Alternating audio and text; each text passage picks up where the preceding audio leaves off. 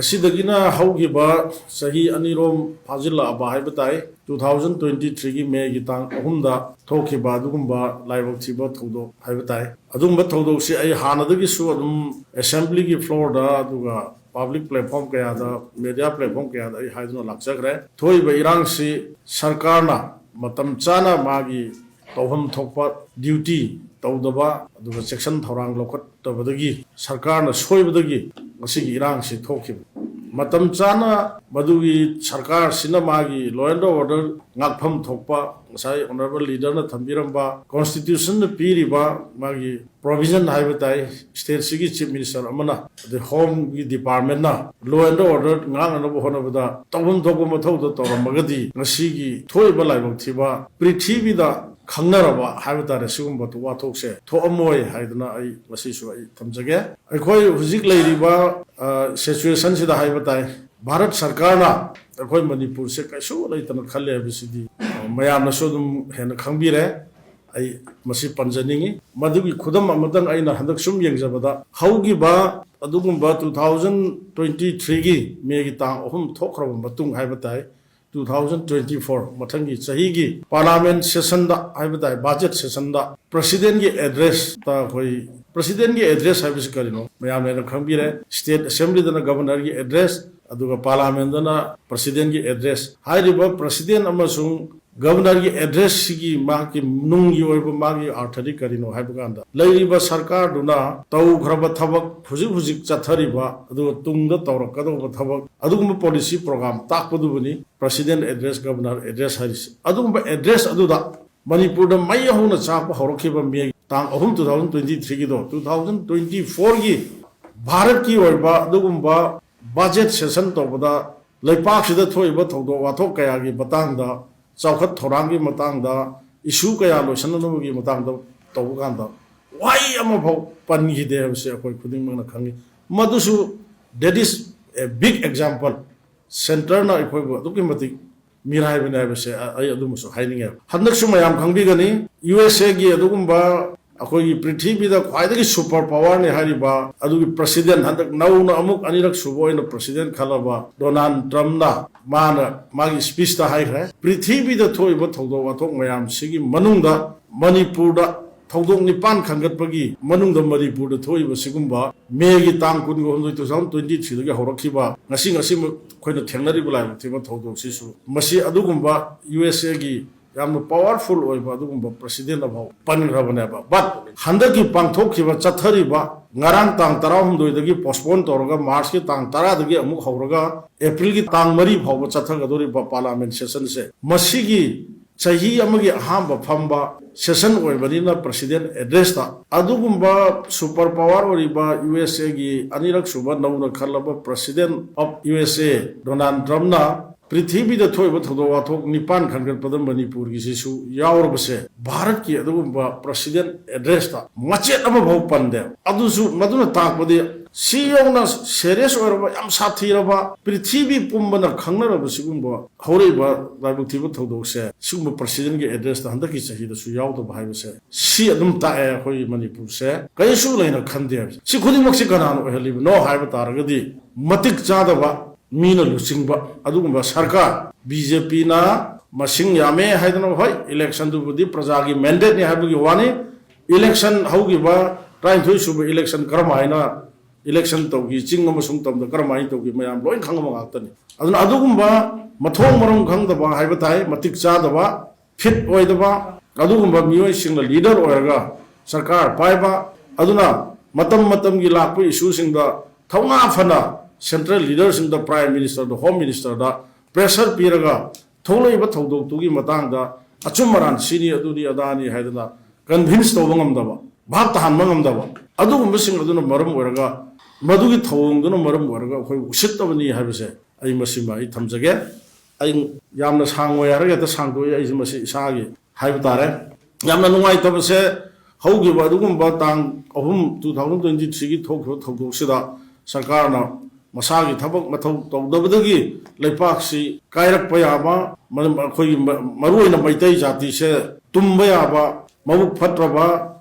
Awang Baching Tataleba, Pabam Makani Kulai Paiba, Suda Leba, kuki militant singna khoi haning matam da hatpa aduga tongning ba matam da yum mani tharing matam da thaw mayam se sarkar sina tawta badagi masi iramdam kandaba ya de jati kandaba ya de hedna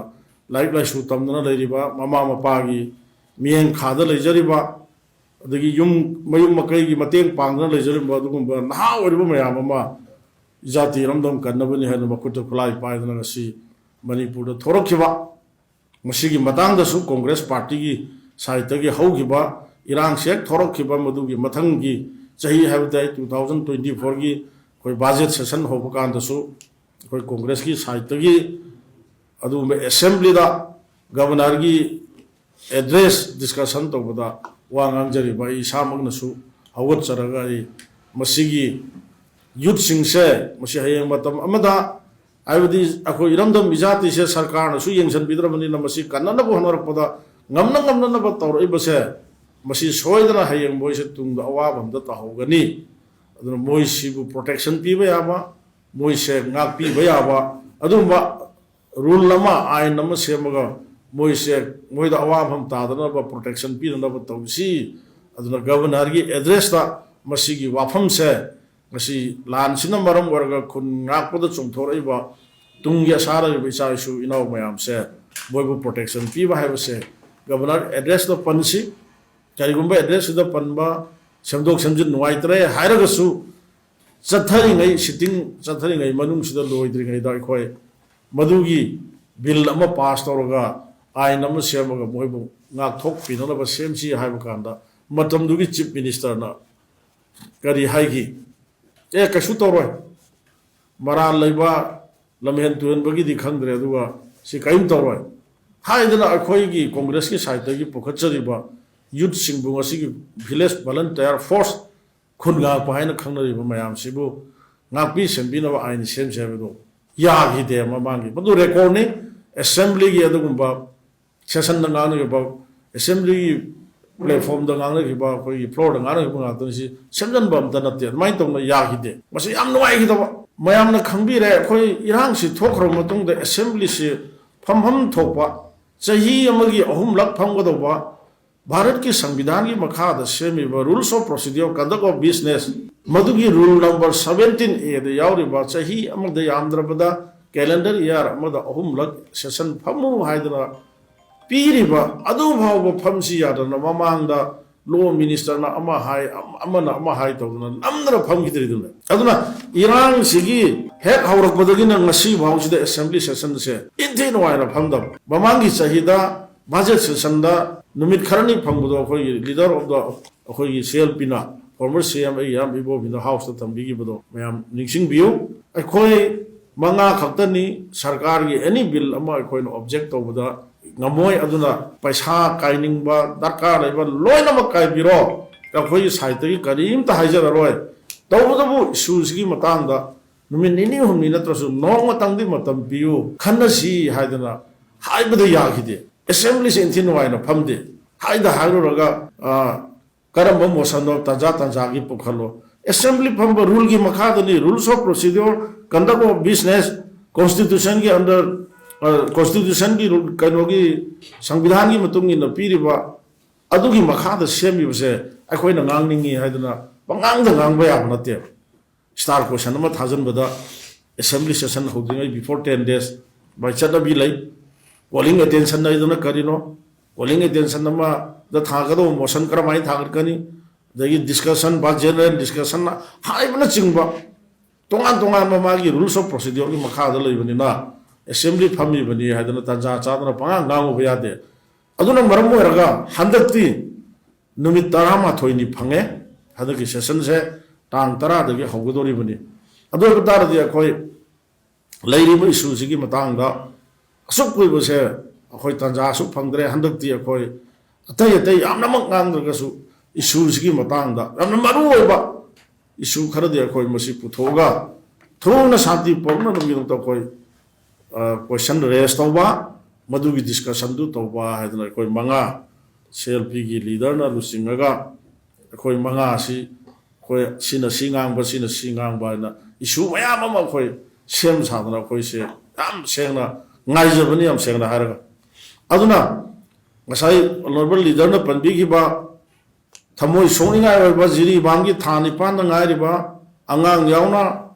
adagi chahi ani makha gi nupa macha ma yauna nupi ahum yauna chahi nipan da ngai ri ba nupi macha ma gang rep torga hat ki bagi thamoi soningai ba madu gi mikap mirau khol loidri ngai marakta sida akhoi gi somda se kaithen man bida leiba adugumba 57 mountain division gi headquarter da Kamal Babu mangi bagi thamoi kaini ai oiba sigrama sigrabra natraga hingnibra ngasi babu khangda tumina leigraba then jiri gi adugumba thongdokta leigidraba apikpa ngang yauna miyoi taruki matangda hujik kari condition leiri karmai tawre madu kanana no haibana chingba sigumba issue mayam ji chingthoe haraga justice tawna bagi damda khoi yam kan sem saraga lejai madu da natana issue asigi matangda Chief Minister na Prime Minister unana bohona bada kari mai puruga chatkadori no haidana khoina mamangi session da walk out obugan ngang ki baga tu sorry madu ki matanga tu chap chana handa ki session sida khoi putho harga Prime Minister unadu yaroi haibana chingba resolution launa na ba khoi madu gi asada tawraga sem sadana leijagi aduga loina na ngasa aina haijari ba ngasi sarkar sina matam chana tom thokpa thabak tawdabadagi awafamda tagadorba soidana tagani khunga ko isa inaw marum mapang sing ngasidi akhoi awafamda soi tagadori aduna masi se masigi bill lama handakte hatta aroi bi thadana khoi manga si assembly da masi chap chana thengnarasi haidana khoi madugi state namaga roina na khoi handaki ngasi tang 13 se karigumba PR lak amdadana assembly se yaithom daba animated suspension thamamdragadi tang 10 dagi hoba assembly se ngasi tang 13 si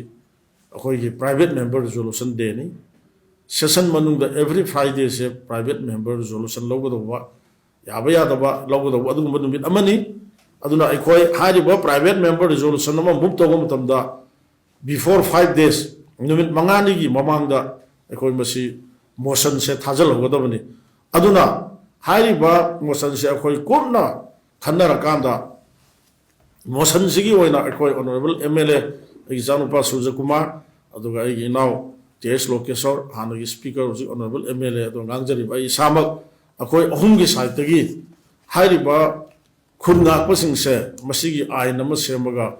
moibu protection pina nabagi namukta motion private member motion number resolution ma move to ba haidna ai horen press te yen thok jage madu copy du pudna luxury ai masigi motion se khoi hau giba tang taret numit mangani haibani na tang nipan mapan ji Saturday Sunday suti leiba second Saturday oiba aduga Sunday ohiba aduga tang manga sorry Monday dagi torga mu numi sui sudi haigani ko haidna akoi leader ga akoi punna phaminaraga tanaraga tang taret haugiba adugumba irai numit ta akoi submit tawraga assembly gi secretary da address tawraga masi akoi bill se masi bill ama pass tawraga private member resolution ma lauraga bill loina se puthoga masi law ma semaga khun ngak pasing se protection tawna ba haidna madugi tawduna se se thajam radu laibak thibadi assembly se ye thorpa haiba tare kan ai minute amai da lawja gang si laibak thi bai batai under rule 105 of rules of procedure conduct of business in Manipur Legislative Assembly I hereby given notice of the following resolution to be moved on 14 to 2025 masi sini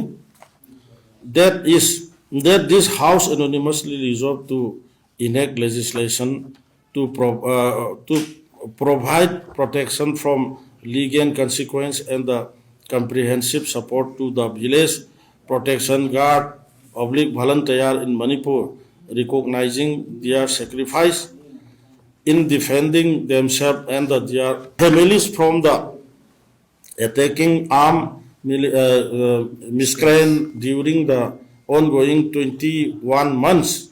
all violence in the state, thereby safeguarding the lives, properties, and the future of Manipur, and promoting peace and stability. Haidna masi kano si toroga koi submit to bani ngasi haibana bisya ina haijari ba animated suspension tharamdragadi ngasimak irai numisida koi move toroga pass tongnaba toroga koi chin inausing sa inausing se kannanaba haidana tongnabadu khudong sabadu leigidra yamna pendaba nungaitaba haiba tai aduna ai loisanjage aduna hujik laiba center amasung state government manaraga tawbuni habisidi cheningai sunglei leitra sai koi honorable leader na thambigra haugiba megi adugumba tang ahumda toroga tang marida DG anoba hapakpa chief secretary hapakpa mayam ama leibdo madu yam chaw khudamni plus handak amuk tang tara da haugodoba asigumba budget session luraba manipur gi issue mayam khanna ningai ngaidno opposition gi side gi leijariba praja mayam gi side gi su masi khut thangatna ngaidna yengnariba sigumba chiraba issue mayam sigi matang kari khanna gada gi ngainariba siguma matamsida tang tara da taw haugodu mapanda nipan gi numidang wairamda pura chakhraga mapan gi pung mari makhai taramda dal ngoi in charge ni have MP maga lakminaraga ngahak leraga resign tawre haidra tawse masi sini manipur se am sena haragadi manipur se masi losal lage haibi mawongda center amasung state government se manaraga tawbra haibase masi tawbane haibase agi site gi haininge adunani masida mamang da chief minister BJP ne oibiramiba Mr. Biren magi asonba personal nate magi asonba nupa thokdaba chief minister amorga thongna phana constitution na piriba magi provision gi matungi na madu season nare harga chap chana thengna bungam dabadagi ngasidi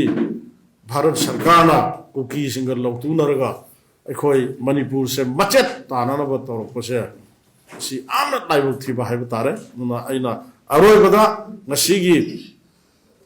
press conference sigi khudong sa balojaraga ina Manipur gi ima event sing the maru oina ima event sing maitai gi ima event sing haugi be itihas gi tangka kaya da haukiba adugumba puari kaya da koi mayek lana ina lairaba ima event sing na lanpham khuding mukta lauraga lakiba thudang do ngasisu sarkar sina